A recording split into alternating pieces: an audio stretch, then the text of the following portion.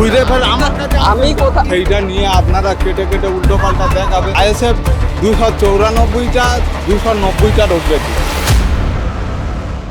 আজ 21শে জানুয়ারি অর্থাৎ আইএসএফের প্রতিষ্ঠা দিবস, অর্থাৎ ইন্ডিয়ান সেকুলার ফ্রন্টের আজকে প্রতিষ্ঠা দিবস এবং এক মহা সমাবেশ এবং মহা অধিকার সমাবেশের এখানে আয়োজন করা হয়েছিল ঠিক শহীদ মিনার ময়দানে। আমি আমার ক্যামেরা পার্সনকে দেখাতে বলবো, ঠিক এই ময়দানেই কিন্তু আজকে আইএসএফের যেই প্রতিষ্ঠা দিবস সেই প্রতিষ্ঠা দিবসের আয়োজন করা হয়েছিল এবং আমরা গ্রাউন্ড রিপোর্টে এসে উপস্থিত হয়েছিলাম এবং সেখানে গ্রাউন্ড রিপোর্ট করতে গিয়ে বিভিন্ন জায়গায় মানুষের মতামত, মানুষের বাইট নিতে গিয়ে আমরা কিন্তু একটা বাধার সম্মুখীন হই।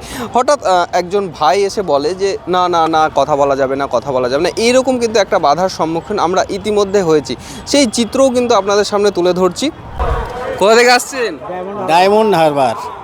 ডায়মন্ড হারবার তো অভিষেক ব্যানার্জির এলাকা না, ওই এটা আমাদের এলাকা।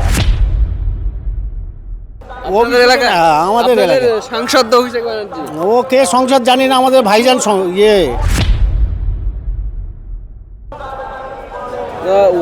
ডায়মন্ড হারবার নাকি অনেক উন্নত হয়েছে তো। কিচ্ছু উন্নত হয়নি, নদী থেকে ভেঙে বার হয়ে চলে যাচ্ছে সব। কেন আপনাদের ওখানে সেবাশ্রয় থেকে শুরু করে হ্যাঁ, সেবাশয় এবার আমাদের ওখানে বড় বড় নেতারা আছে, যার না ফট করে উল্টো পাল্টা বলে ফেলবে আর সেইটা নিয়ে আপনারা কেটে কেটে উল্টো পাল্টা দেখাবেন। কি সমস্যা হয়েছে? আমি তো ওনার সঙ্গে কথা বলছি। ওনার সঙ্গে উনি আমাদের লোক তো। হ্যাঁ, তো ওনার সঙ্গে তো আমি কথা বলছি ইন্ডিভিজুয়ালি। আপনার কি মনে হয় আমি ওনাকে উল্টোপাল্টা কিছু বলেছি? না না, উনি উল্টো পাল্টা বলে ফেলবে। তো উনি ওনার আমাদের নেতা আছে তো, ওখানে যান না, ওনার বক্তব্য ফের ঘুরে ফের আমার কাছে আমি কোথায় যাব না যাব সেটা আপনি বলবেন। আমার লোক বলে মানা করছে। উনি যদি বলতেন আমি কথা বলবেন না তাহলে আমি বলতাম। উনি জানে না বলে তো বলতে পারেনি।